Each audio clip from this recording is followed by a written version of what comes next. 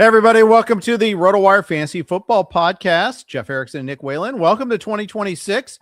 Nick and I's first podcast together for the 2026 calendar year. And we're wrapping up the 2025 season with a look ahead to 2026. We'll take a look at rankings for the quarterback, running back, wide receiver, and tight end just at the top. We're not going to go deep on these rankings, and they're certainly not final, but we'll take a look at that. We're going to look at the wild card round playoffs as well, and just any tying a bow of 2025. Nick, congrats to getting here so far. We made it. Yay. We know fantasy football season effectively ends in week 17, but did you have irons in the fire in week 18? Was there anything that caught your eye? I didn't have any fantasy irons in the fire, thankfully, because as we always say, if you're deciding anything in your fantasy leagues in week 18, you should not be doing that. I think this was yet another reminder of the chaos that week 18 brings, the unpredictability. Looking at Packers, Vikings, looking at Chargers, Broncos. Those are kind of reminiscent of the type of games that you often get. But no, the big iron in the fire for me was just in the betting world, of course. I have a season-long pick'em league where I was able to make a big jump on Sunday night, Jeff. I saved my highest confidence 16 points for Steelers Ravens just in case I needed it. Found my way into second place by putting 16 on the Pittsburgh Steelers. So, you always find ways to stay involved this time of year. One swing of the foot. Right. And now we have playoff contests to talk about as well. Our friends over at the NFFC, obviously you got playoff best ball going on over at DraftKings. Plenty of ways to stay engaged. But again, a reminder, your fantasy league, your season-long fantasy league should not be extending into week 18. Yeah, and week 18 this year was just as inconsequential as possible this year, more than ever. And we were talking with Joe Bartle earlier on the Sirius XM show, and I don't think they need to change anything. I really am against like solutions that, that like force teams to play players and things like that. I think that's a solution in search of a problem. I think this is a unique year in terms of the number of teams that had nothing left to play for. At the same time, this week 18 schedule, this extra week of games, that's what lends to this. That's a structural issue. We know the NFL is not going to get rid of this. Take a game out in this schedule. They're only going to try to add. It's going to make it worse, not better. I'm with you that I think this was more of just kind of a one-off where we had a very unique situation where like a third of the league felt like it was eliminated, like not only going into week 18, but going into week 15 and even week 14, a bunch of teams were ruled out. It was kind of a haves versus haves not type of season for a while. And, injuries and quarterback injuries specifically were a big reason for that. So I'm not up in arms all that much. I mean, week 18, I don't care how many games you're playing. There's always going to be a handful of those that end up being meaningless, but you're right in general. I mean, if they extend the season beyond this, you're creating more and more separation as you get differentials in record, but I'm ultimately okay with this. I think what was unique though about this year beyond there being so many teams eliminated heading into week 18 was the fact that you also had multiple teams seemingly not really caring that much about their seed. Like the lack of a dominant team, specifically not having the Chiefs and Patrick Mahomes out there in the AFC, which has just felt so inevitable over the last 6 or 7 years. I mean, you saw the Chargers, you saw Houston, pulling their starters in a competitive game midway through. The Eagles to some degree in the NFC as well. Like these teams that had opportunities to move up a seed or lock in a certain matchup mostly declined to do so. And I think that just speaks to this overall theme of there just not being a clear favorite in either conference, particularly the AFC. Yeah, absolutely. And we got it early with the Chargers when they made it clear that they didn't care. It's like, oh, okay. And then that kind of like, okay, now Buffalo's not going to care. Now now Houston doesn't care because we find out on Sunday, Nico Collins isn't going to play, or late Saturday night, early Sunday morning, okay. And then Philadelphia, we saw the same thing. The Bears tried. They did try. They ultimately failed and still failed upward. Still got the number 2 seed anyhow. Honestly, I think the Eagles are just fine with that, by the way, because they would be hosting the Bears, but I think they're fine facing the Niners. They would have been fine facing the Packers, but they were fine either way. They kind of relied on getting healthy. So I thought that was interesting there too. Let's start talking about the playoff matchups here. We got 6 games on Wild Card Weekend. Your Jaguars are one of them. They're hosting the Buffalo Bills. Let's start with that one. I think that's the game I'm looking forward to the most. It's the most controversial line with the Bills being road favorites here. let's talk about some of the matchups, some of your takes on this one.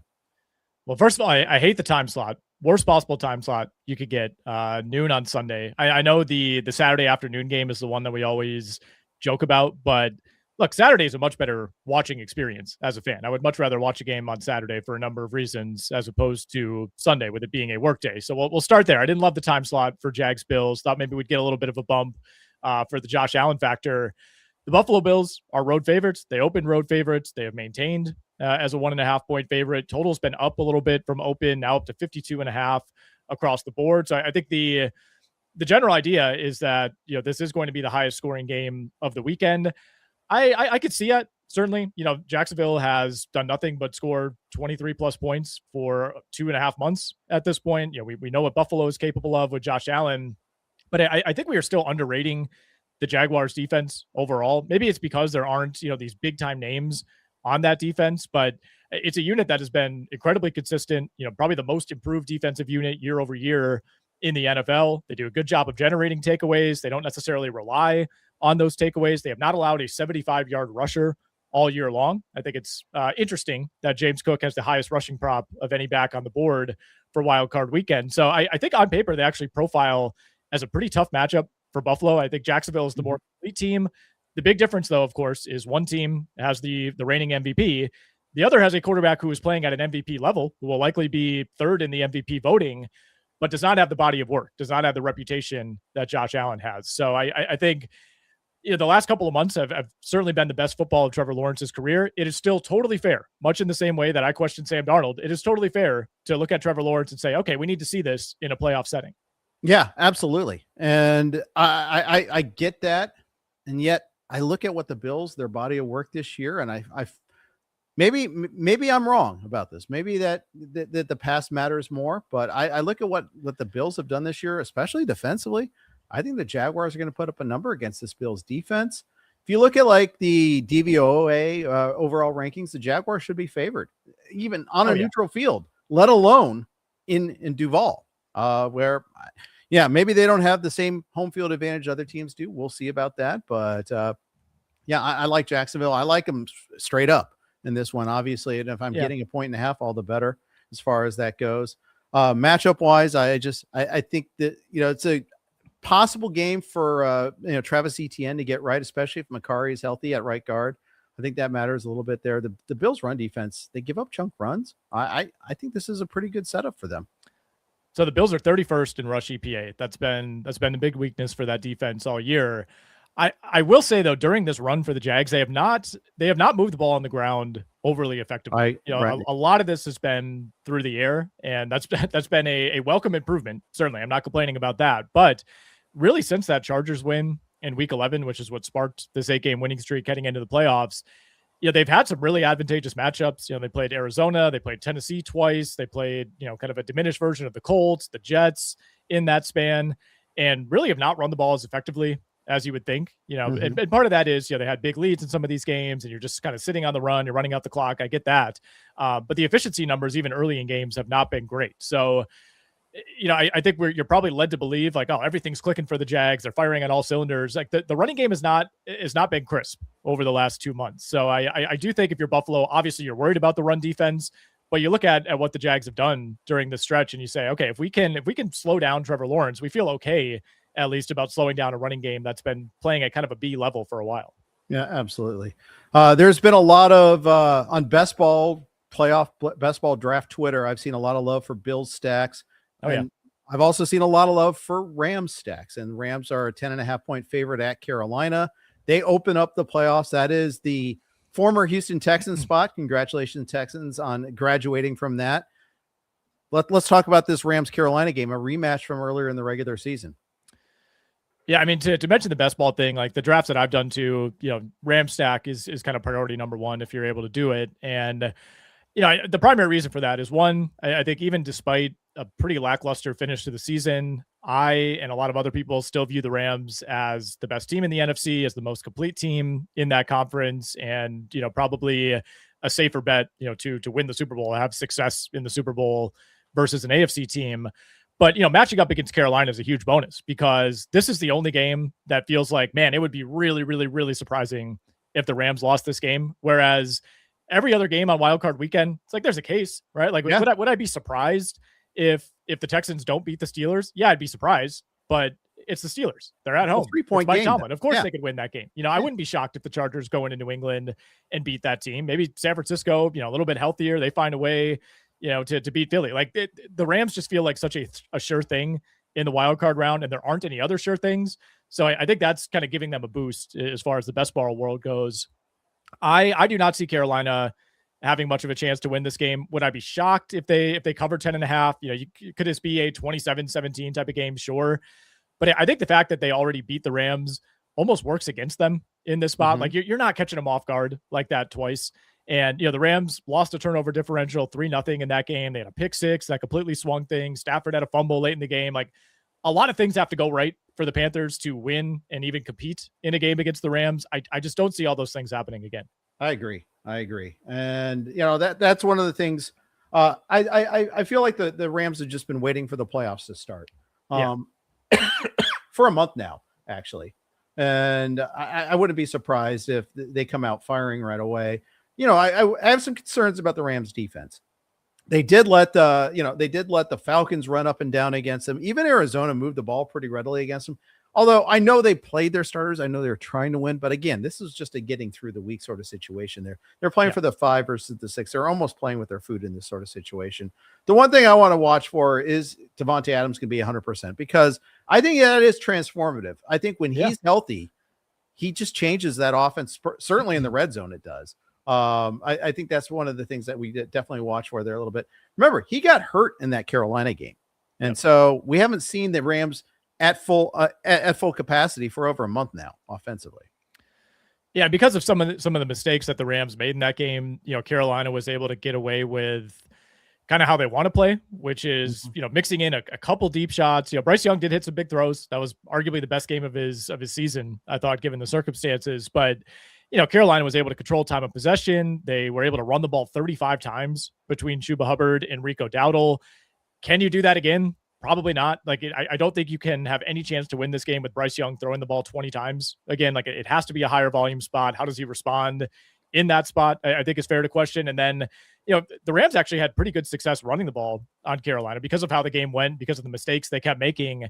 They weren't able to pound it probably as much as they wanted. But Blake Corum was 7 for 81 with a long touchdown in that game. Kyron Williams was up at 5.5 yards per carry. The Carolina defense has held up pretty well this season. But the wackiness of that game, I think, kind of threw off just how well the Rams actually played offensively, minus the killer mistakes. They were at almost 7.5 yards per play. Yeah. And, you can't really count on those killer mistakes happening at all. So, yeah, agreed with you as far as that goes. We were talking about best ball, playoff best ball. Our friends at DraftKings are have a great contest. Here's a quick note on their DraftKings playoff best ball contest. Easy for me to say. The NFL postseason is almost here, and playoff best ball on DraftKings is back. It's your home for playoff best ball. And this year, it's bigger than ever because our partners at DraftKings are featuring a massive $3 million prize pool and a $1 million top prize in DraftKings' largest contest to date. Are you new to playoff best ball? Well, it's the easiest way to get involved in the playoff action without the weekly grind. Just draft once, and that's it. Each round, your top scores automatically count. That means no roster moves, no weekly management. Just build your squad and let it ride all postseason long. All you have to do is download the DraftKings Daily Fantasy app and draft your playoff best ball lineup for a shot at the $1 million top prize. Drafts stay open until the postseason kicks off, so now's the time to jump in. You draft it, we crown it. So sign up now using the link in the episode description below to take your shot at $1 million in DraftKings' biggest playoff best ball contest ever. Gambling problem? Call 1-800-GAMBLER. In New York, call 877-8-HOPE-NY or text HOPE-NY at 467-369. In Connecticut, help is available for problem gambling. Call 888-78-97-777 or visit ccpg.org. 18 plus in most eligible states, but age varies by jurisdiction. Eligibility restrictions apply. Void where prohibited. See terms at DraftKings.com. Sponsored by DraftKings.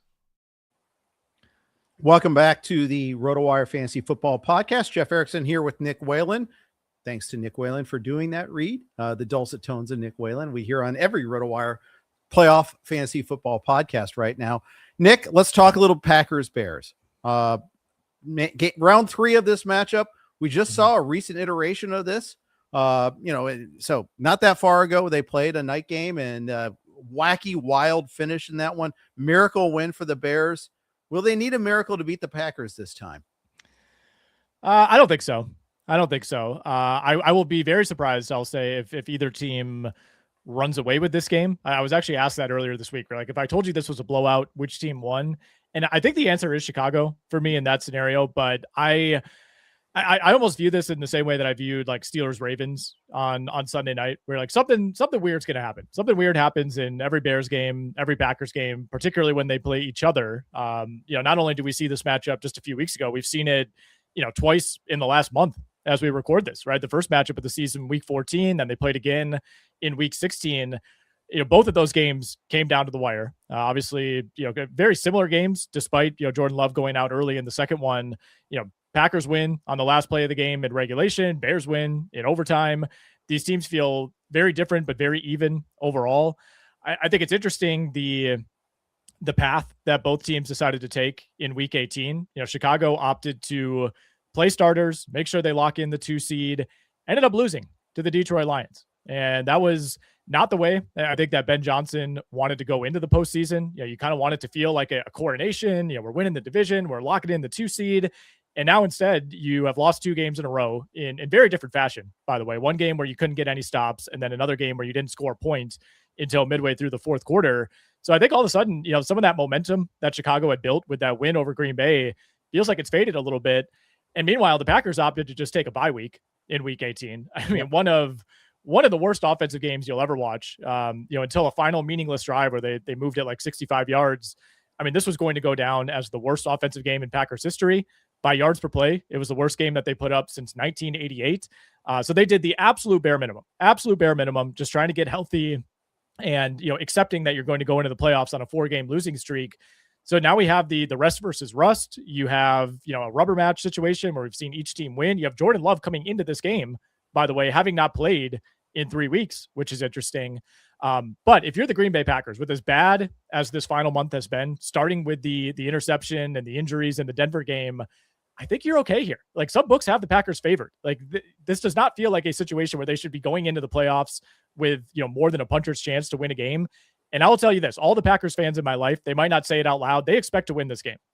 Yeah, of course they do. It's the Bears, who they don't respect at all, who they've owned for years and years and years, and they expected that to continue, and maybe justifiably too, until this year. I think what's really interesting to see is going to be their offensive line. Can they open up running holes again for Josh Jacobs? They didn't even try in week 17 against the Ravens. Jacobs had like 3 carries in that one. He shouldn't have even played at all. No, it should have been one of those kind of games where they just said, okay, Emmanuel Wilson, this is ours. They were going to limit him that much.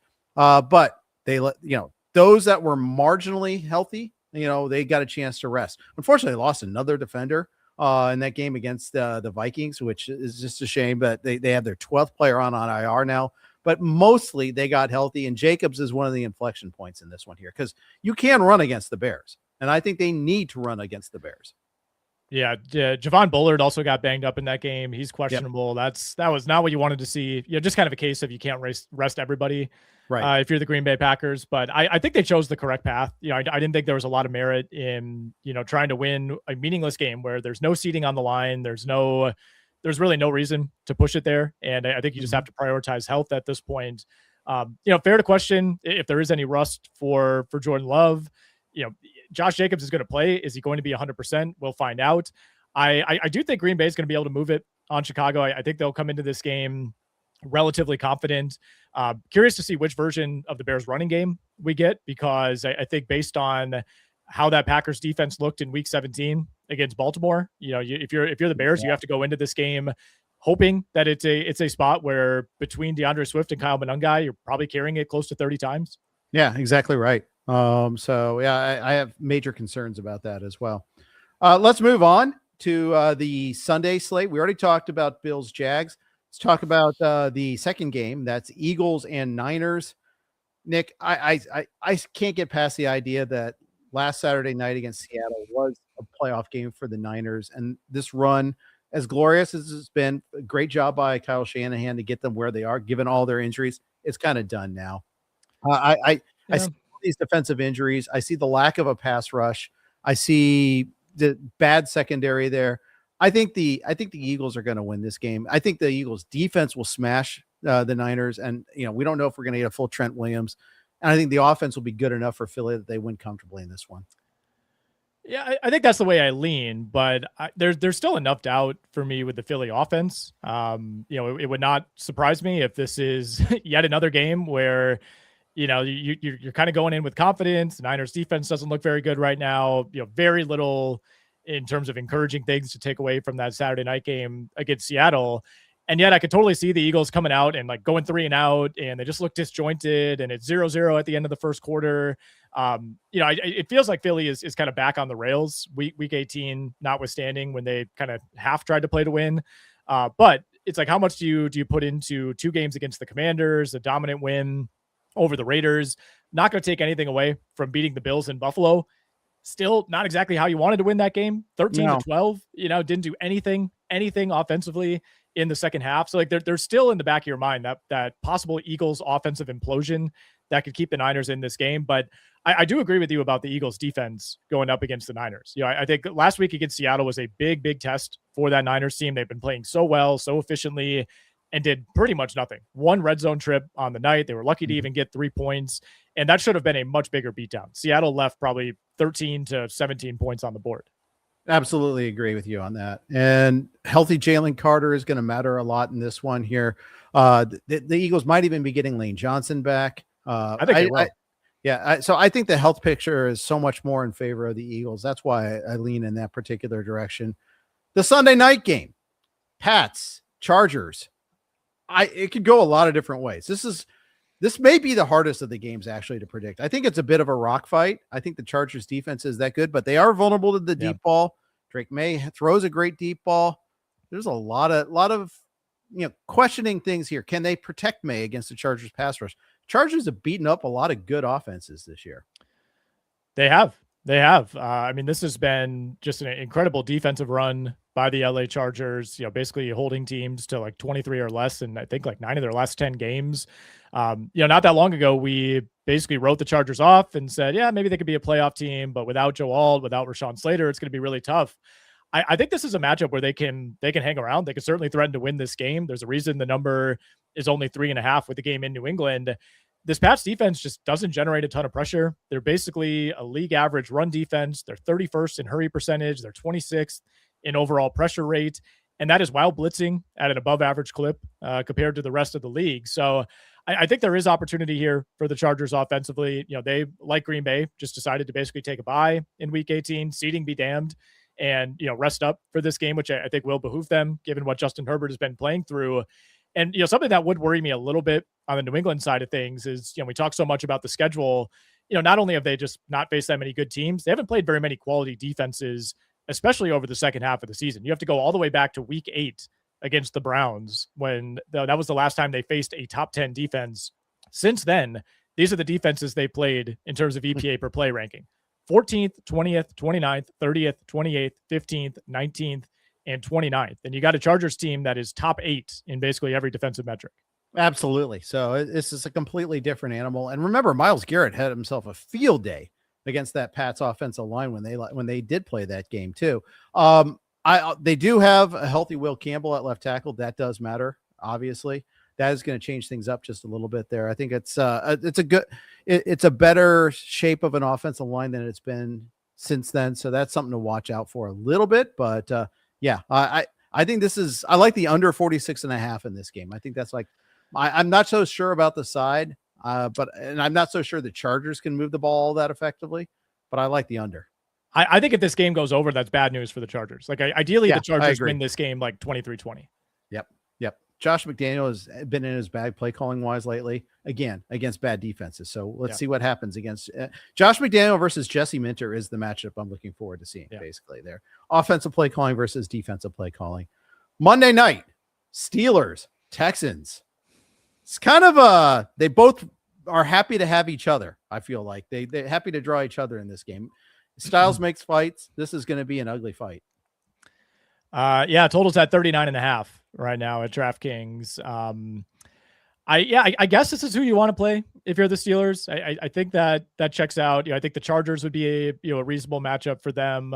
But you ultimately want to face a team that you feel like isn't going to have the potential to put you in like a 35-32 type of game. And I don't think Houston really has that offensively. Now the Houston defense against this weird Pittsburgh offense where they're using 2 running backs and 3 tight ends, that's kind of an entirely different debate, I guess. But I'll ask you this. I mean, how much does the return of DK Metcalf impact things? Because I think you're going to see people sell themselves on that narrative of like, man, Pittsburgh was able to stay afloat without him. They win that game, against Baltimore with no DK Metcalf. Now he comes back. How much does that really matter? I think it matters some just because it opens up other options in the red zone. I think, Rodgers loves to do those quick corner fades, quick slants with Metcalf, bigger body. What that does is it makes Houston at least account for him. And maybe that opens up like Freiermuth coming up open over the middle, or maybe it frees up. It does. It makes that like the biggest playmakers in the passing game aren't Jaylen Warren and Kenneth Gainwell, because let's face it, it's an appreciation for Gainwell and Warren. They've had awesome seasons as far as I'm concerned, given the circumstances. Yeah. But I think it does open some things up. I wonder, is Singletary travel? Does he follow Metcalf all over the field? Do they trust Lassiter, who's coming off an injury, to cover DK a little bit there? That might be of some interest. And keep in mind, Aaron Rodgers is going to get rid of the ball quickly regardless. He always does. He doesn't want to get hit. That's been documented. He's the shortest throw times in the season in the league all season long. Against Houston, that's doubly important, obviously, with those 2 awesome pass rushers. Yeah, no question. I think that's something that, Pittsburgh can look at as a way to neutralize it. It's just, to me, it's a question of, can you be productive in those situations? Like, it's one thing to say, yeah, we're going to get the ball out quick, but what does that mean? Are you just dumping it off to a tight end for like a 2-yard gain, and all of a sudden you're going to find yourself in these 3rd and 6, 3rd and 8s over and over? The more I think about it, the more I think you're right. This will be a lower scoring game. I think ideally, if you're Houston, like if I told you the Texans are going to score 23 points, is that enough? Like, how confident would you be that they would win that game? Very, very. I think first to 20 wins in this one here. I think 20-17 is like the score I'm looking at most likely. Yeah. Something of that sort of 20-13, 20-17, something in that range there. We're going to talk about, do you have any other wild card round observations before we move on to our early 2026 rankings? Not really. I think we hit it there. Let's talk a little Dabble first then. Dabble has been on board, sponsoring us for a little while. Dabble isn't just another DFS app. It's the ultimate social platform where you connect with other fantasy sports lovers. Dabble lets you win big. You can win up to 5,000 times your money this football season. Starting with Dabble is easy. New users get $25 free when signing up. No deposit necessary. Check out the link in the episode description below to download Dabble now. Big thanks to Dabble for their sponsorship. Jeff Erickson here with Nick Whalen. Nick, this is kind of a spur the conversation to 2026. Maybe, this isn't going to be a comprehensive set of rankings, but it's our initial rankings, initial look ahead to 2026. Let's start off at quarterback. How did you rank I did a top 10. What did you do for your top 10 there? Well, first of all, this will be, part of a larger piece that we'll have coming out RotoWire. All of our football experts we're putting together top 10 quarterbacks, top 15 running backs and receivers, and top 10 tight ends for 2026. So keep an eye out for that either later this week or early next week. It'll be in article form on the site. So you have a bunch of individual rankings, and then we'll come up with a composite as well. Quarterback to me, it's going to be a very interesting position to me as far as overall strategy, as opposed to like who's your 5th quarterback versus who's your 7th quarterback, because I think when you look at the final numbers for this season, it would tell you that it was a year where waiting on quarterback ended up being very rewarding. The 1-1 quarterback, Josh Allen, finished as the top quarterback, of course. So if you took him, that was fine. But you had Drake May, Matthew Stafford, Brock Purdy, Trevor Lawrence, Caleb Williams, Justin Herbert, Dak Prescott, all as top 10 guys in terms of per game production.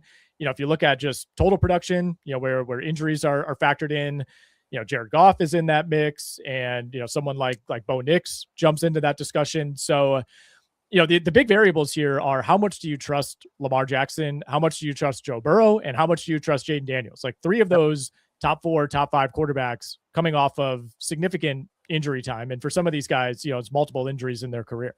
Absolutely. Absolutely agree with you there. I think you're going to see people really play the weight on the quarterback game next year, especially because it was so profitable in 2025. I think it's always in vogue for a lot of people. If you're not taking a premium quarterback, I'm waiting until quarterback 12. I'm waiting to the 10th round, and I have no problem with that. And mono quarterback leagues, obviously in super flex leagues, it's a different answer. Just to satiate curiosity, here's how I ranked them. For me, went Allen, Lamar, May is my number 3, Hurts number 4, Burrow 5, Dak 6, Jackson Dart 7, Trevor Lawrence 8, Brock Purdy 9, and Matthew Stafford 10. I left Daniels and Caleb out of my top 10. Right. And that could change. Like Stafford could win the Super Bowl and just say peace out, that's a possibility. I wouldn't put it past him. And you're getting 0 rushing production out of him. I had a hard time doing what to do with Dart, what to do with Lawrence, and what to do with Daniels and Caleb. I mean, the fact that it's defensible to put Jaden Daniels outside of your top 10, I think says a lot, right? Like that would have been completely blasphemous coming into this year. And, the injuries, which I think we were worried about during his rookie year, it didn't end up rearing its head necessarily. But, a lot of the conversation that we had during his rookie year, all that stuff actually happened in year 2. And on top of that, you have a Commanders team that, felt like it was ascending. And all of a sudden now it's like, what is this? All right. We need new coordinators. We need new wide receivers. We need new tight ends. We need to refresh this entire roster. Like, what is the direction of this team? So there's a lot that's unknown here. And look, when you're doing rankings on January 6th, there's going to be some speculation. I think Jaden Daniels still has to be in the top 10 though. I think the rushing upside is too great, but I think playing into this idea of waiting on quarterback, it's almost going to be easier than ever just because of how much depth there is. Like waiting on quarterback, quote unquote, doesn't mean you're settling necessarily for a substandard option. It's like, you could be getting guys like Jordan Love, who we haven't mentioned, for free basically at the end of a draft. So I think you're right. This stuff does ebb and flow. And because of how this season went, like Stafford specifically being like widely available with the last pick in just about any draft, I think we're going to see that be a major trend going forward. Burrow versus May, by the way, is going to be very interesting because the Burrow thing is just impossible to predict. But it's like, man, if he plays even 15 games, we've seen it. We saw it at the end of this year, like what that offense is capable of. Yeah, absolutely. And although we did see in week 18, kind of trying and not having great success against a Browns team that was just trying to get Myles Garrett the record. And that's really all they cared about in that game. But they got 2 defensive scores in that game. The pass rush is a problem the whole time. That's the thing. They have the skill position players. Will they have the offensive line? I think like other teams, like you feel like they're going to improve the skill players around, like May, for instance. Yeah. But yeah, that's you don't see that necessarily with the Bengals. Right. Yeah, that's kind of the scary thing with May is that like nobody earmarked this as like, hey, keep an eye on Drake May for MVP. There are people out there that have long shot tickets, but I don't think that was really on the radar, partially because of the weapons. And it's like, yeah, New England should be able to do better. Like they can improve that offense even from what it was this season. They will also have a much tougher schedule next year of opposing defenses, which I think is something that at least has to be in the back of your mind. But a ton of depth right now at quarterback is kind of my overall takeaway. Even I think in a lot of years, you'd be like really intrigued by, what could Cam Ward be in year 2? The rushing potential should have better pieces around him. And there are so many other options that it's like, he just feels completely secondary. Yeah, exactly. What did you think about Jackson Dart? That's another tough one there. Yeah. He's a borderline top 10 guy for me. I had him at 10 in my initial list, and we'll see if he even makes the official top 10 for me. The rushing is such a big part of it, right? Because there are so many. There are like 4 or 5 like total locks at the top. And then you have your extremely proficient, more traditional type of quarterbacks who do give you some rushing, talking Herbert, talking Lawrence, Dak, Caleb's in that discussion now, et cetera. But with Dart, it's like until he proves that he could develop more as a passer, until they put better weapons around him, which we'll see. Wan'Dale Robinson's probably not back. If you assume a full season of Neighbors, maybe that changes things. To what degree do they unleash Jackson Dart? Do we see the neutered second half version of Jackson Dart, or do we see midseason pre-injury Jackson Dart? Yeah. I think, and we don't know who their head coach is going to be. Right. We don't know. There's a lot of things we just don't know. We don't know how Neighbors is Neighbors going to be ready for the start of this season. Is Wan'Dale Robinson going to be back? Is Scatabo going to be ready for the start of this season? What other changes? So it's fun. This is fun catnip, but there's a lot of changes that are going to be happening here. Let's talk running backs. Running backs, obviously, I only went 10 deep. You can go 15 easily. To me, I think I don't even think it's that controversial at the top. It's some version of Bijan, Gibbs, CMC, I'm guessing, for most people for their top three. Enter that discussion because there was a time not that long ago when we were saying, is JT going to be the clear 1-1 next year? Like he was the guy, first 12 weeks of the season, he was the league winner. He was the, if you have him on your roster, you're basically a lock to make the fantasy playoffs guy. So it's like, how much do we hold the Daniel Jones injury and the Colts collapse against Jonathan Taylor? If we assume that the situation is closer to what it was over the first half of the season, is he in that discussion? The numbers say HM wasn't that far behind that group, but the general distrust of the Dolphins, I think, kind of knocks him down a half a tier for me.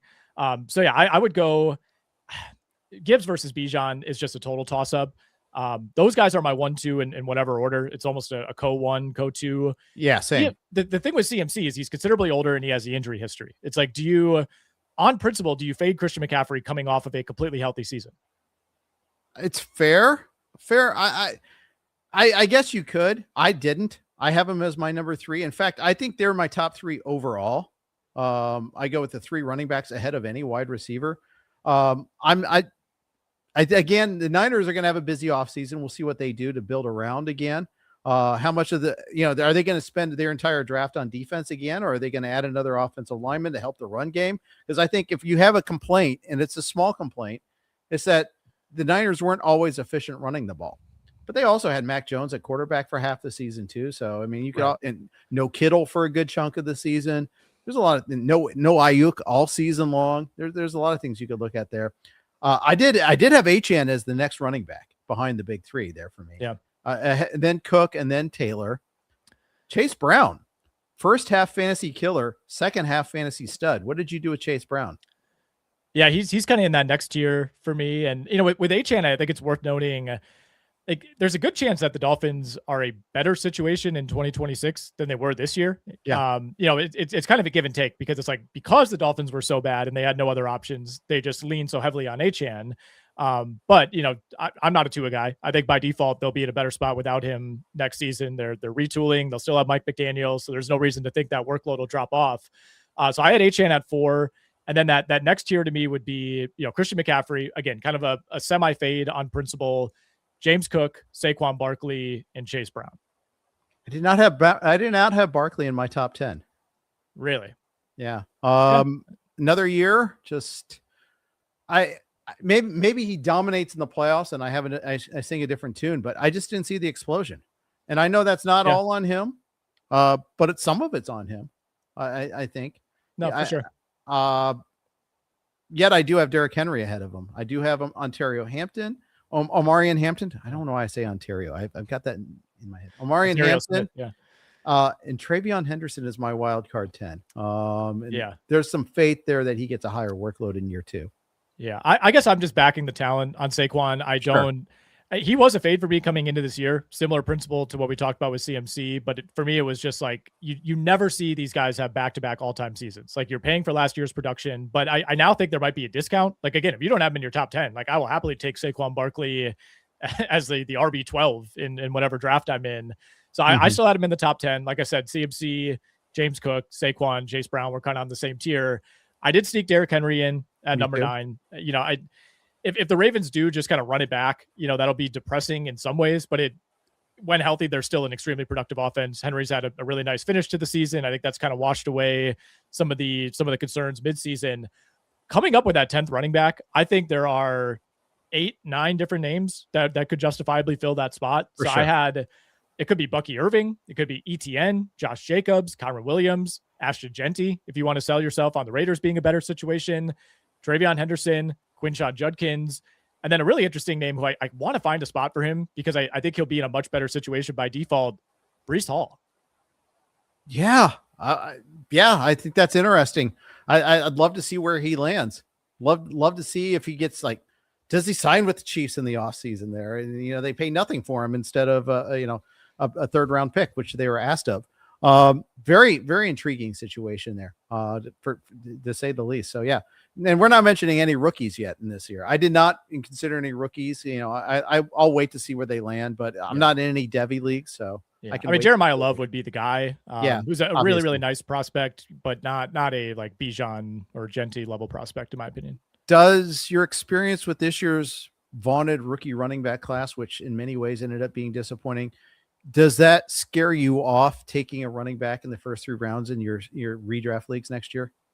A rookie running back? Yeah, like taking Jeremiah Love, for instance, in the 3rd round. It's all situational to me. I in general, I don't like how we collectively drafted Genti this year. Me too. I didn't have the greatest fantasy season of all time. That was something I will cling to, is that I thought it was absolutely insane to take a Raiders running back that high.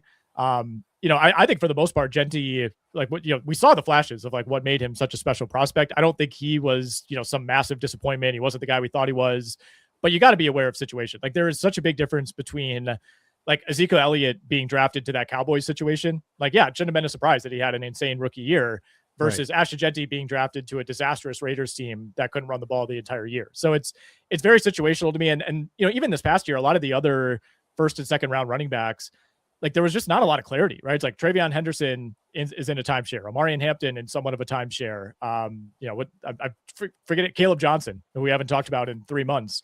Right. There were all these situations where it's like, okay, they spent a high pick on a running back, but we didn't even know going into week 1 if they were going to be remotely the guy.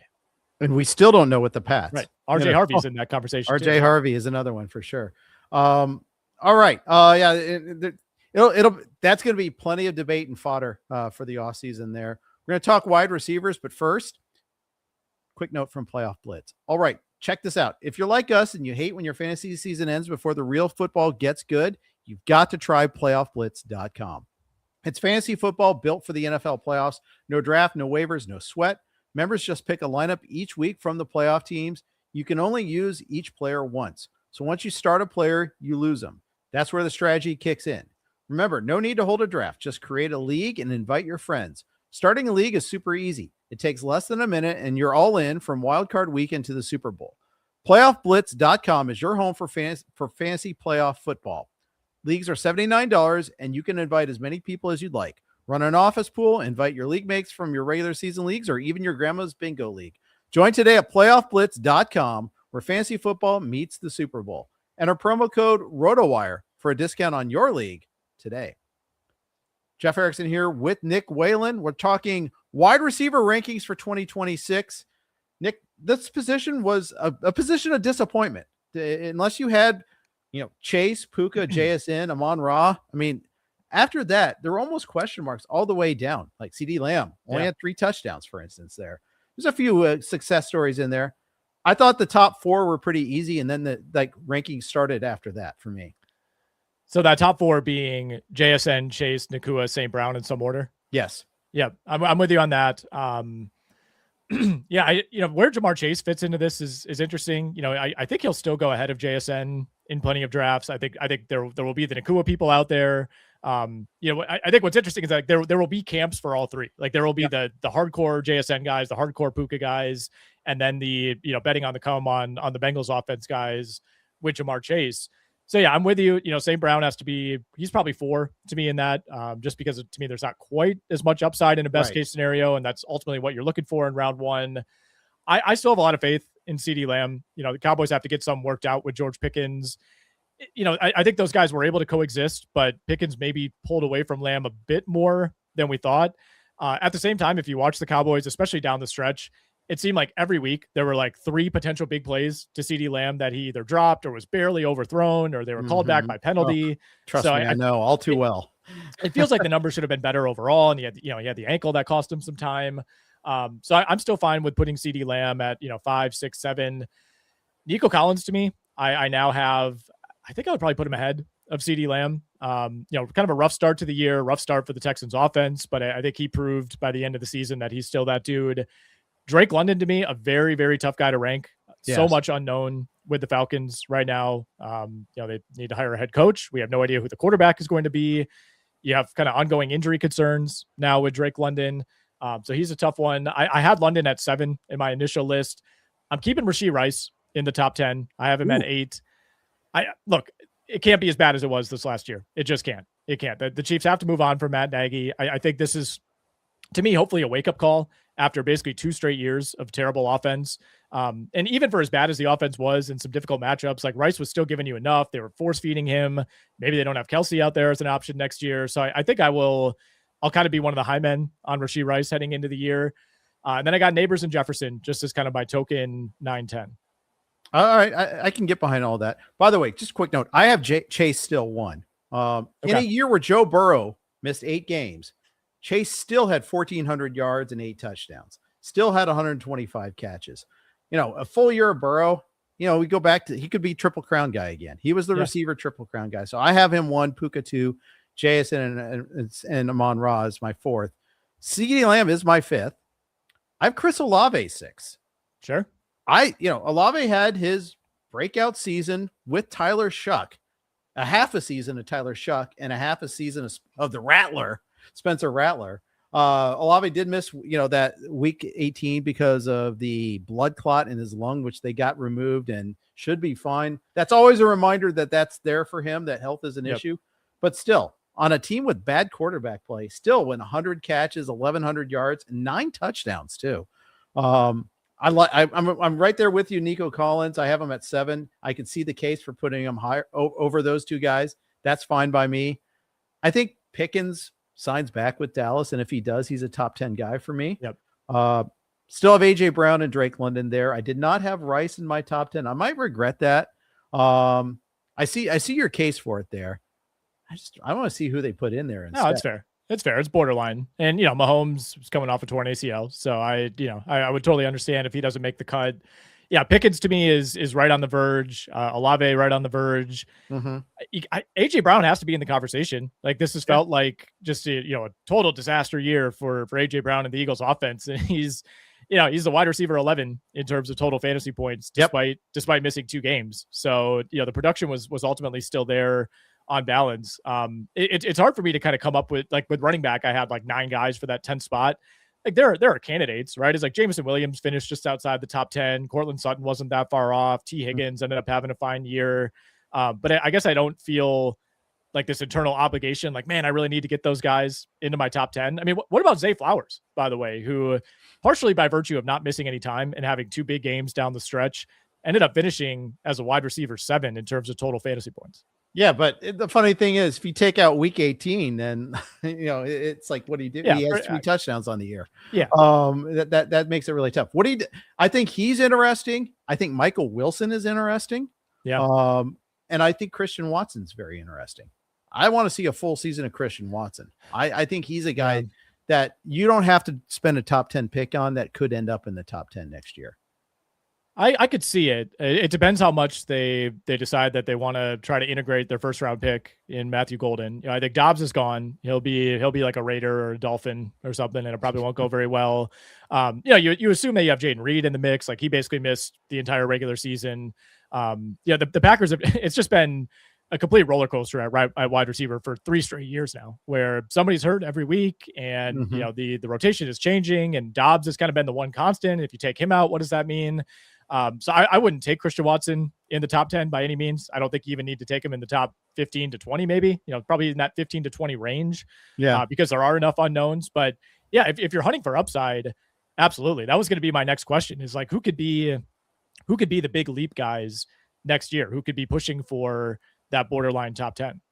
I think Ladd McConkey could leap back into the conversation after a really disappointing year, because the Chargers presumably will have their offensive line fixed a little bit. And so Herbert will have some more time to use that. I think I'm curious to see what happens with Teteroa McMillan in year 2. Yeah, it was a really good rookie year, 10-14 and 7 touchdowns. So that worked out pretty well. Full season of Jacoby Myers in Jacksonville. Interested to see what happens there. The whole Jacksonville offense. Tampa Bay is interesting. See what happens with Ibuka them. would be on my list. I'm still an Ibuka guy. I know it was horrible for the last 10 weeks, but I would bet on the talent there. Yeah, I still started him in fantasy playoff games, and that was tough. Just couldn't bench him. Couldn't bring myself to bench him. I know. I want to see where Alec Pierce lands. Yes, that was the name I was hoping you would say. Yeah, I think he's going to be very interesting if he lands on a team where he's a primary guy and not one of four. Yeah. The other two guys I would highlight who are coming off of really bad years where the situation just devolved around them, but I still believe in the talent, would be Jalen Waddle and Terry McLaurin. Mm-hmm. It's like if the Commanders can just have like a semi-normal season, I think we could be reminded of how good McLaurin is. And, we'll see what the Dolphins do at quarterback. That's going to be the big thing. But those are two guys who I still believe in the talent and kind of the situation ruining them more than their own play. We haven't mentioned a single Bears pass catcher yet. What are you doing with Luther Burden and Roma Dunze in year 2 of the Ben Johnson offense is another thing I think it's going to be very interesting. Yeah, for sure. I think you view this offense quite a bit differently now than you would have midway through the season when they were just bludgeoning teams on the ground. They were still, kind of limiting what they allowed Caleb Williams to do. And, we've seen a much more open version of that offense. I think the guy I'd be most excited to draft right now for the Bears would be Colston Loveland. Over the receivers. It's like I feel like that feels a little bit more bankable to me. They have an out on Cole Kmet's contract this offseason if they want to pursue that and just fully hand things over to Colston Loveland, which I think they probably should do. But yeah, it's tough because a lot of the late season emergence of Caleb Williams has come without Roma Dunze. It really has. So that's a good bridge to talking tight ends there. By the way, Caleb Williams, 39-42 in passing yards. Bears record, but they still don't have that 4,000-yard passer. Maybe next year. The tight end conversation. First of all, do you take Trey McBride at the 1-2 turn? Because that's probably where you're gonna have to take him if you want to get him. There will be drafts where I do that. I don't think I will set out to stake my 2026 fantasy season on being the Trey McBride guy. As much as I respect the talent, doing it in, I guess, what was not a good situation, but was a weirdly good fantasy situation. Like the Cardinals losing 14 of their last 15 games is irrelevant. The Cardinals throwing the ball 45 times per game over the second half of the season is very relevant. I don't think that's going to happen again. It's clearly not a recipe to winning games. It was kind of just how the season went for them. And another team, obviously, that doesn't have a head coach, and we'll see what they end up doing there. We don't know what the quarterback is going to be. So at cost, I think I will be mostly fading Trey McBride. I think this is a big time paying for last year's production in what turned into kind of a perfect fantasy situation for him. The chances that he finishes with 105 more PPR points than the next highest tight end again next season, to me, is very unlikely. Yeah, I tend to agree with you on that. I don't think the Cardinals are going to be in such a air raid mode that they were this past season. But again, new head coach, new coordinator, presumably some investment in the offense in the offseason. So we'll see how that changes things. But still, number 1 with a bullet. Brock Bowers is probably everybody's number 2 tight end. The ranking starts at 3. Who do you have as your number 3? If healthy, it's still Kittle for me. I love George Kittle. It feels like you just got to bake in 4 missed games, if not more, every year. And, that's frustrating, but I'll probably be going down that rabbit hole once again. After that, I came up with an initial set of rankings a month and a half ago, and I had to tweak them since because things have changed materially. I think you have to get Colston Loveland in there at some point. My number 4. Really? So I still have Tyler Warren, Tucker Kraft, and then Colston Loveland. There's still a little bit too much unknown as far as the Kmet situation and whatnot. I'm pretty optimistic that the Colts can get back to somewhat close to what they were doing, not being the most efficient offense in the NFL. But I think we forget just how amazing Tyler Warren was, before Daniel Jones had the fibula injury. Yeah. I'm still Warren over Loveland. And then, Kraft is almost like a younger version of Kittle already, both in terms of play style. And then, because of that play style being more prone to injury, even than the average tight end. But I read the other day, he's still leading all tight ends in yards after the catch this season, despite going out 6 weeks ago. That's amazing. The funny thing is I have those three tight ends. It's just a different order. That is the tier for me. Loveland, Kraft, Warren for me at 4, 5, 6 is how I go. So okay, I will be shopping in that tier. I think I will have that for sure. I think that there's a teardrop after those guys. Who is your next tight end?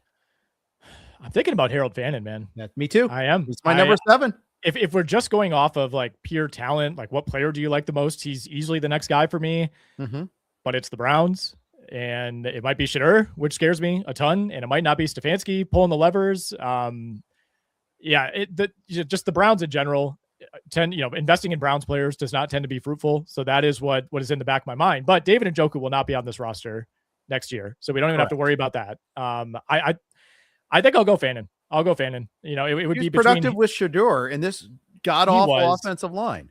I mean, I just think Shedeur is really bad, and I don't want them to go down that path. But you're right. If he can establish a nice baseline with Shedeur, then yeah, he's probably your number 7. My point is, it probably can get better. It's hard to get worse than the offensive environment that he had this past season. It's almost likely that it's going to get better. Right. So that probably raises him. I finish up my top 10 with Pitts, Juwan Johnson, and Dalton Kincaid. But this is where the glob is for me. Yeah. I think you could have 10 different guys here. If Kelsey comes back, Dalton Schultz or Mark Andrews or Jake Ferguson, any one of those guys, Dalton Kincaid is in that mix for me though. Goddard's in that mix. He's not going to have 11 touchdowns again. He only had 60 catches. So that's why I'm not that high on Goddard. Yeah. How did you finish out your top 10? Yeah, I think again, this is one of those where there are like 7 or 8 guys who make a ton of sense. I have Jake Ferguson in there just because I respect the offense. I know he did a lot of his work, when they were without CeeDee Lamb and really fell off over the second half. But I still think there's going to be enough volume there. Brenton Strange is somebody that I would love to find a way to include in the top 10 when healthy. He's been a huge piece for the Jags, and that is a team that could shake things up at wide receiver. I wouldn't be shocked if they sniffed around a Brian Thomas trade and kind of consolidated a little bit with Travis Hunter coming back. And then the other candidates for me, you mentioned Pitts, he's in there. Hunter Henry has a borderline case. Sam Laporta coming back. If you think the Lions offense can return to its previous form, I think there's a case there. Mark Andrews is interesting because they re-signed him. I didn't think they would. And it's, the Ravens will likely be one of the highest scoring teams in the league again next season. The wild card to me is because they re-signed Mark Andrews, what if Isaiah Likely ends up as the clear tight end 1 somewhere else? You know how I feel about Isaiah Likely. Yes, you're probably not pushing him into the top 10, but I think that could be an intriguing sleeper situation to watch. Yeah. The Bengals sign Isaiah Likely.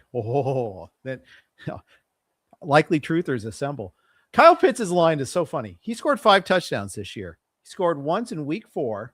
Yeah. Then he didn't score again until the fantasy playoffs with that 3-score game against the Bucks. Scored again the next week against the Cardinals. So 4 out of his 5 touchdowns on the season were in the fantasy playoffs. Of course, in the fantasy championship game, he went 2 catches for 16 yards and killed us. But, killed me at least in the NFFC. But I wouldn't have been there but for those 2 awesome games. It was clear with and without Drake London's situation for him in Atlanta. I want to see where he lands lands too, for that matter. Because he might be on a different team. Yeah, for sure. And I mean, with Atlanta, with Bijan, it's like it almost doesn't matter. He's so talented. Whoever the coach, whoever the quarterback is, you'll probably be fine. I feel that way about London to some degree. I think if there's one thing we learned this season, Jeff, it's that there are even the best receivers are not quarterback proof. Looking at you, Justin Jefferson. Yes. So it could always get worse if you're Atlanta, but yeah, the Pitts thing, I think it is very much situationally dependent. And then to round things out at tight end, I mean, I think this is another year where if you do get locked out of, let's say, the top 4 or 5 tight ends, the guys that you really want, like even a lot of the scrap heap guys, I think are acceptable. The Dalton Schultzes of the world. Again, I could sit here and cape for Brenton Strange. He's probably not going to be drafted as a top 10 tight end. Colby Parkinson. We didn't even mention TJ Hawkinson, who I think just completely fell off the map because of the McCarthy Brosmer situation and his own health. I think that's the other thing. There's a question whether Hawkinson will ever be that player again. Yeah. I think it's fair to ask that at least. But yeah, I think you're absolutely right. I think for me, the line is 7. If you don't get one of those top 7 guys ending with Fannin, I'm just going to wait. If Travis Kelce announces that he's coming back 1 more year, we're trying to go out on top, we need to bounce back, do you have any interest in drafting Travis Kelce? If he falls, he won't fall though. I let somebody else jump on that. Yeah, I'm not going to reach for him. I'm not going to spend a top 10 round pick on him.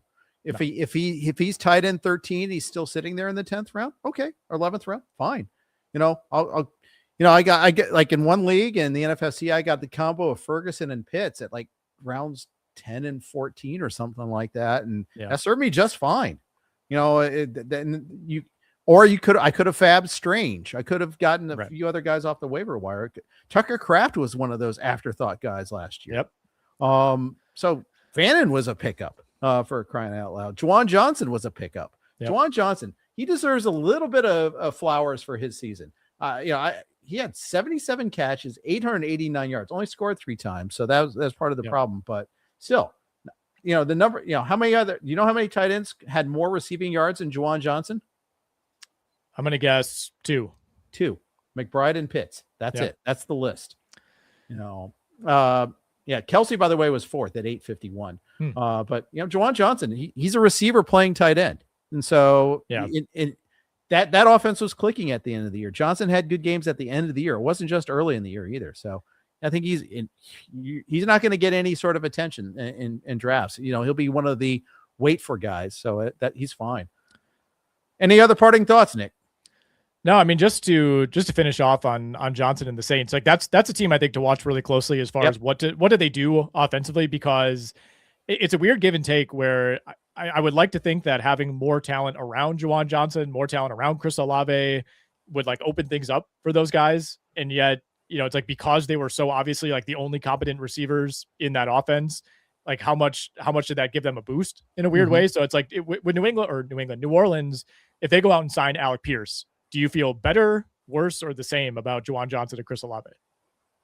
I feel better about Tyler Shuck. I'll say that much for sure. Maybe I think it's definitely like it doesn't necessarily hurt those guys. I think it adds. I'm curious to see what decision they have at running back too. I think they got to part ways with Kamara probably, right?